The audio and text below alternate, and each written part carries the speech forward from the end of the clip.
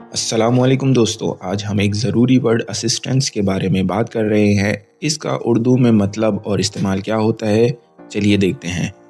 Assistance کا مطلب ہوتا ہے کسی کو مدد دینا، ان کی ضرورت کو پورا کرنا۔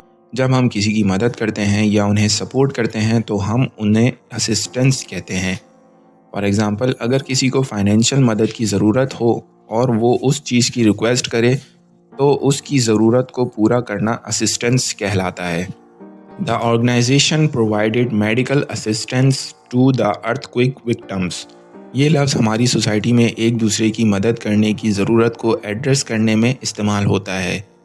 She offered her assistance to the elderly lady carrying groceries۔ اس نے بزرگ عورت کو سبزیوں کی جھولی اٹھاتے وقت اپنی مدد دی۔ تو یہ تھا اسسٹنس لفظ کا مطلب۔ امید ہے آپ کو یہ انفارمیشن پسند آئی ہوگی۔ ملتے ہیں اگلی ویڈیو میں۔ خدا حافظ۔